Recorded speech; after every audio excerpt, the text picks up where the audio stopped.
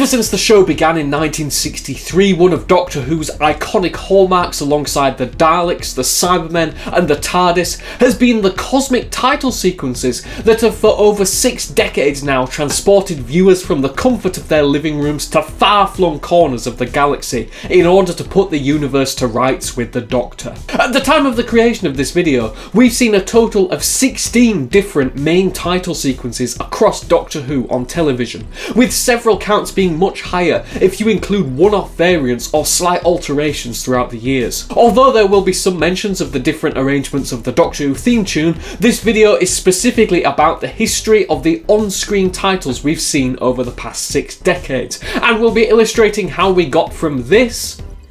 to this. My name's Ruby, aka Hooby Jones, and that's Petrol the Dalek, and you are watching Doctor Who, the story behind 60 years of iconic title sequences. To start things off, we've got the show's original title sequence, which was used from the very first serial, An Unearthly Child, all the way up until its final outing during Season 4's The Moon Base with Patrick Troughton. The story of this intro begins in 1963 with 30-year-old graphic designer Bernard Lodge, who was approached by Doctor Who's first producer Verity Lambert to simply add text over a selection of footage made using visual feedback to create a howlaround effect. This effect, now synonymous with the programme, was created by pointing an image orthicon camera at its own monitor, which then, through adjusting the settings on the camera or adding new light sources and shapes, creates these totally hypnotic and random patterns, bubbles, swirls and clouds, or whatever your brain thinks them to be. After viewing this footage, Lodge was convinced that rather than just overlaying the text,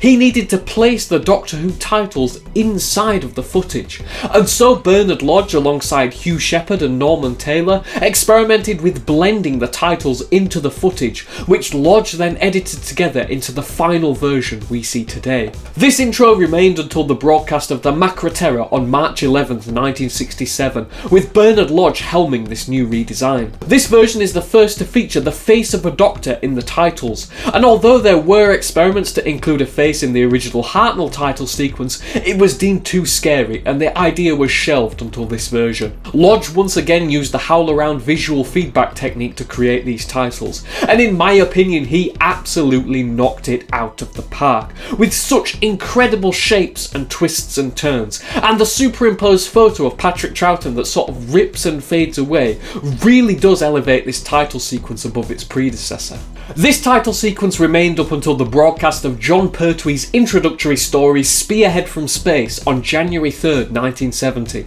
Once again, our old pal Bernard Lodge was tasked with creating this new title sequence, and was very excited at all the possibilities now afforded to him being able to use colour cameras to create the sequence. So Bernard set everything up, began doing some tests, and for some reason the effect just wouldn't work with the new colour cameras, meaning that Lodge created this entire sequence in black and white before manually adding the colour in post-production. With each new title sequence, Bernard Lodge would also create a new version of Doctor Who's logo, with this one in particular being frequently used on Doctor Who DVDs, products and merchandise to this very day. What I really love about this opening sequence is that it once again feels like a refinement of the overall process, and the colours in my mind are a great representation of the quirks and character of John Pertwee's Doctor. As an avid film fan, Bernard Lodge had been blown away by Stanley Kubrick's 1968 sci-fi masterpiece 2001: A Space Odyssey. He was particularly stunned by the Stargate sequence near the end of the film, and wished he could do something similar for Doctor Who,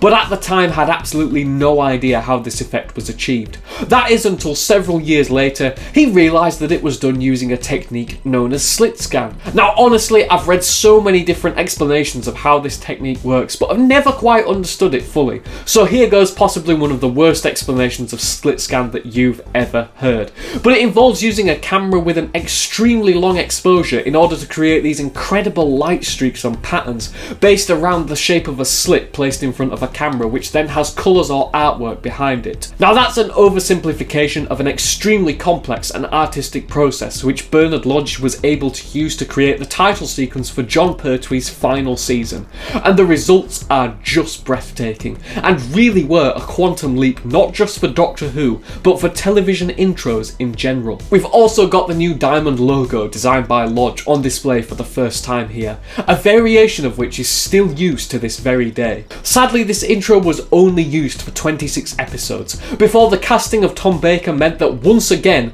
our buddy Mr. Lodge was tasked with creating an all-new title sequence, and this one is the GOAT, where everything just came together. I mean, just the way the TARDIS travels towards you at the beginning, and how Tom's face appears before you travel down a Tom Baker-shaped time vortex is just absolutely spectacular. In one interview, Lodge recounts how much of a challenge this sequence was to create, as he had to photograph Tom Baker, then manually cut out the background around him, which was rather difficult due to all the curls and strands of Tom's hair, as well as his famous scarf. With how incredibly high-tech this sequence is, you'd probably be surprised to learn that all these incredible shapes and patterns were created using plastic bags. That's right, the bags that you carry as shopping in were used to create the most innovative title sequence in Doctor Who's history. In one interview, Bernard Lodge explains that they would get strips of torn polythene bags, and then place a polarising filter behind the strips, and then another filter under the camera, and then one more crossed at 90 degrees that would illuminate the polythene strips in such an interesting way that you see here, so that when they were photographed using the slit scan technique with a variety of different shaped slits added, you get these amazing rainbow patterns. This process was done painstakingly, frame by frame, and frankly it's incredible what Lodge was able to achieve here. This title sequence reigned supreme for 6 seasons before the arrival of producer John Nathan Turner, who wished to modernise and reinvent Doctor Who for the 1980s, and this time, rather than recruiting our trusty Bernard Lodge, he wanted something completely different. At the start of season 18, viewers were greeted with a completely new introductory sequence created by Sid Sutton and Terry Handley, along with the first major rearrangement of the Doctor Who signature tune. Sid Sutton wished to totally reimagine the concept of the introduction, and because the Doctor was an alien from another world, he chose to represent space rather than time in the sequence, and created this Starfield sequence, as well as a new neon tube style Doctor Who logo, which would remain for much of the 1980s. An updated photo of Tom Baker was also used during this introduction. Like his predecessor, Sid Sutton created this entire title sequence practically and in camera, which is just astonishing, because looking at it today you just assume that it was CGI. The exact method of the Starfield's creation was to poke holes in the back of black card and shine a light through the other side to illuminate these holes to make the stars. Then, in order to create the effect of moving through the starfield, Terry Handley took the lens off the camera and placed a cardboard tube between the camera and the lens, before manually focusing and taking each individual frame in order to create the illusion of travelling through the stars. Once again, however, the change of Doctor necessitated the creation of a new title sequence. This time the sequence remained virtually identical, as aside from swapping out Tom Baker's face with that of the new Doctor Peter Davison, Sid Sutton added in a few more stars and sweeps to make it just a bit more grand and a tad more exciting. This sequence was retained for Peter Davison's entire run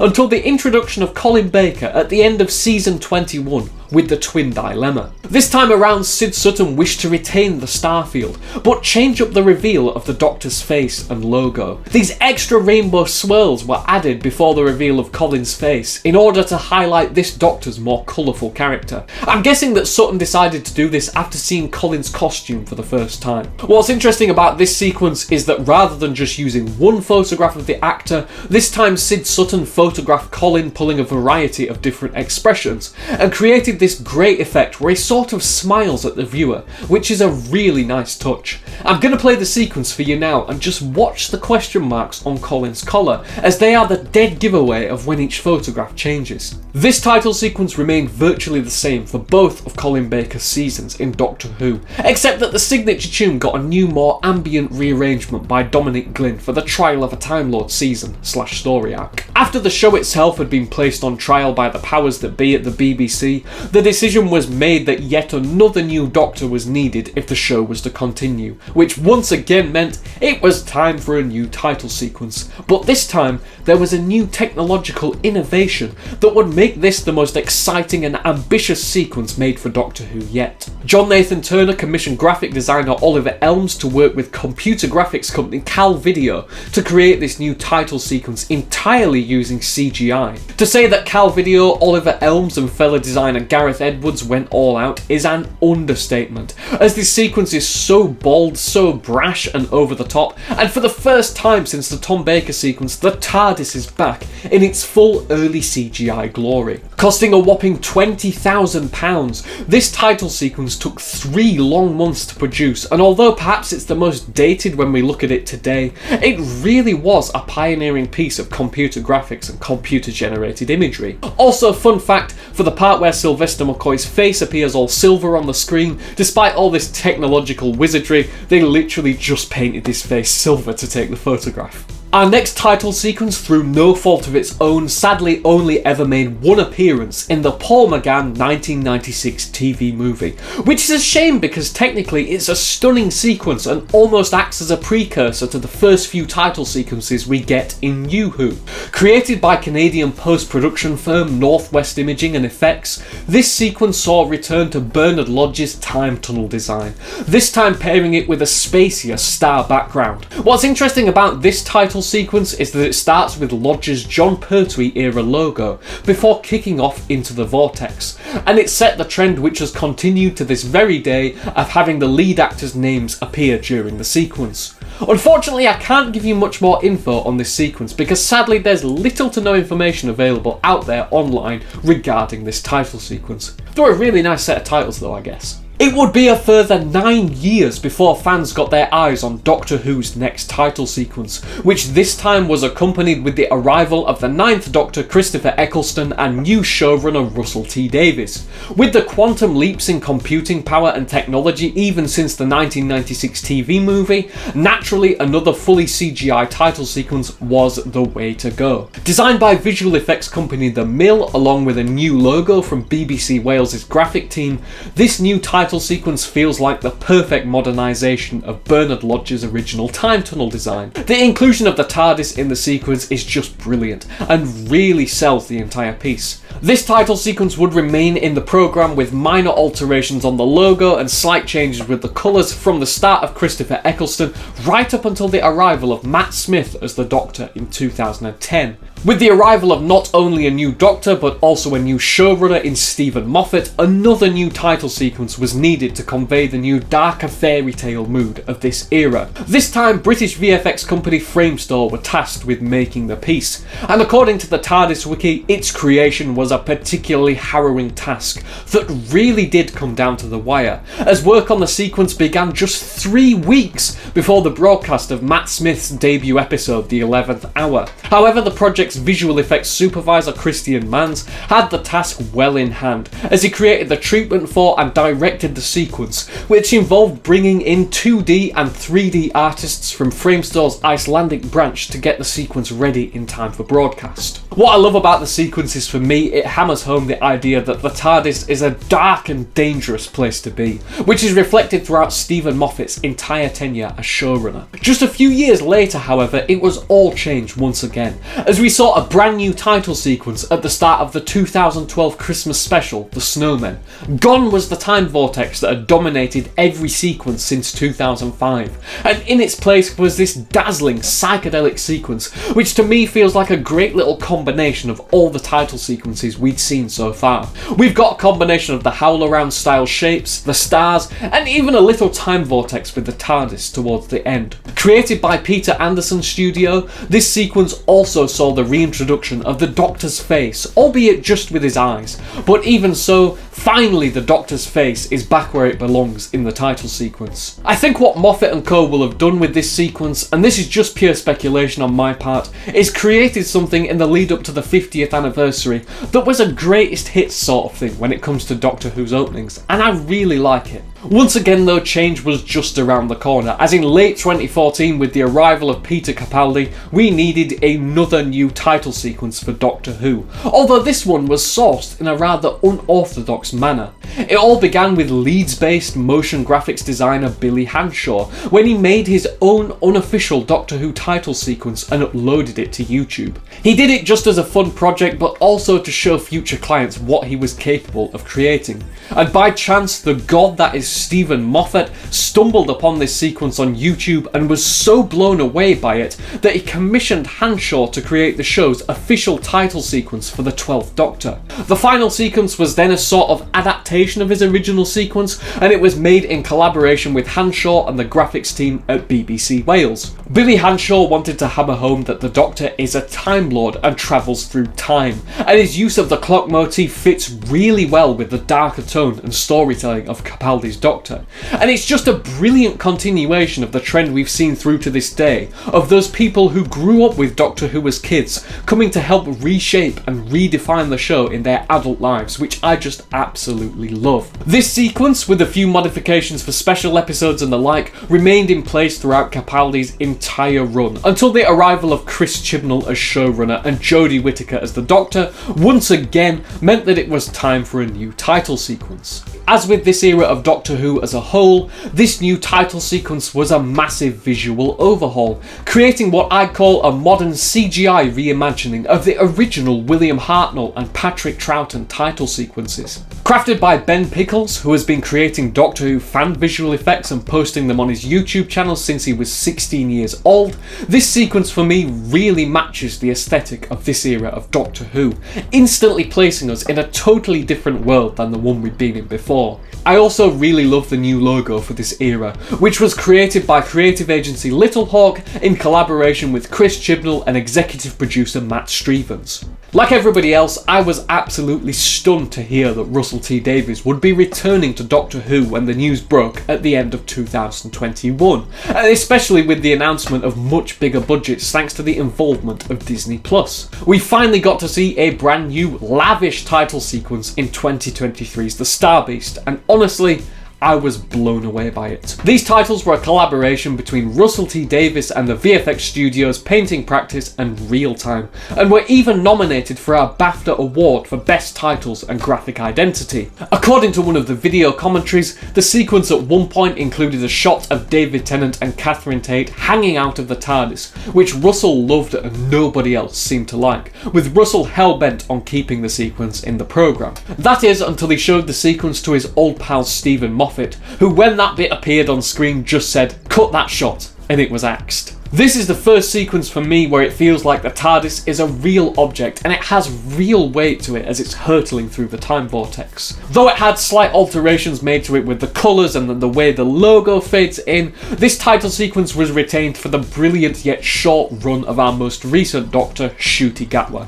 I absolutely love this sequence, and I just wish there were more episodes with Ncuti Gatwa as the Doctor. And so that brings us up to date on over 60 years of mind-blowing titles created by some incredibly talented people who no doubt have helped to reshape the fabric of science fiction and modern television. If you've made it to the end of this mammoth video, thank you so much for watching. And if you want to support an independent queer Doctor Who creator, this channel has a Patreon, and any support on that platform would be so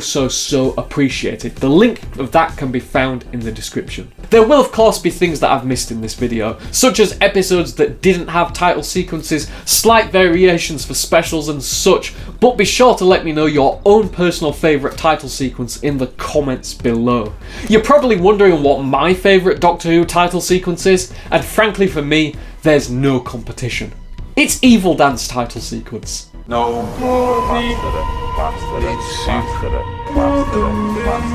Take a couple of them fits and